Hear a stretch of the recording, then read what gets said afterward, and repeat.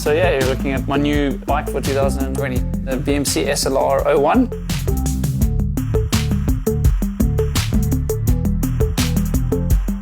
It's important for me to be on a bike that I want to be on. You know, I don't like to ride something that I'm not comfortable riding. So I try and get all the bits and pieces that I enjoy on the bike put together for everyday use. The attention to detail is really, really precise. So it's fully integrated. The cables all run internally through the frame. There's a junction box as well, so I can set the gears and do the trimming of the gears while I'm riding. BMC's designed and assembled in Switzerland.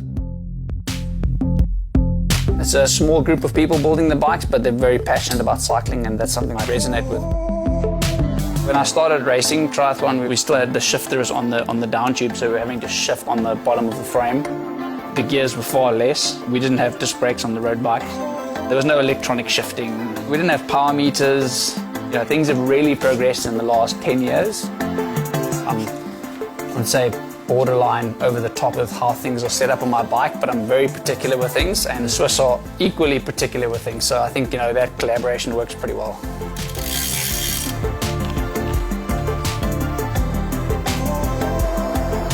A lot of the courses, we've got a lot of accelerations and things, so I like a wheel that's very stiff and very light.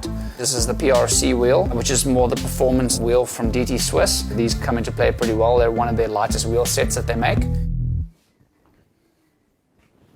DT Swiss originally started making spokes and hubs. They're one of the oldest companies to be making spokes as well, and so their standards are very, very high. To see how they make 3 to 4 million spokes a week in-house was quite impressive. People think the wheels are built by machines. They're not. I went there and I tightened the wheels and saw how they put each spoke in individually by hand. So that's kind of the reason why they cost so much. It's got a number written on it, so I can go and find the person who actually built the wheels for me, which is quite cool. And so all the little small things, that's a lot of love that goes into actually building it. Doing Tokyo this year, I put a lot of thought into it, what type of bike I want to be racing, what type of wheel set as well I want to be riding. I mean, it also depends on the day, but I've always had to ride hard to actually get into the race. Jump behind people at the right moment, move forwards at the right moment, and the bike has to be really responsive. And so things like ceramic bearings, stiffness, aerodynamics, integration, there's probably like 20 different things that I look at before the race. Have a water bottle on the bike, don't have a water bottle on the bike. That's all dependent on kind of the race and the conditions.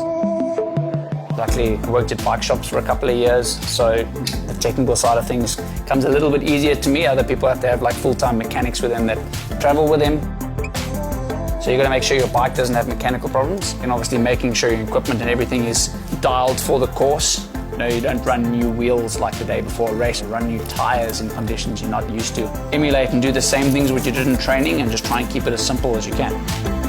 I like a really hard bike course, and this bike course definitely lives up to its title of being one of the toughest, with about 150 odd corners or something like that over 40 kilometers. So it's a non-stop acceleration party. I'm extremely fortunate and lucky to be partnering with brands like BMC and DT Swiss. It's been one great season under the belt so far, and looking forward to bettering that this year.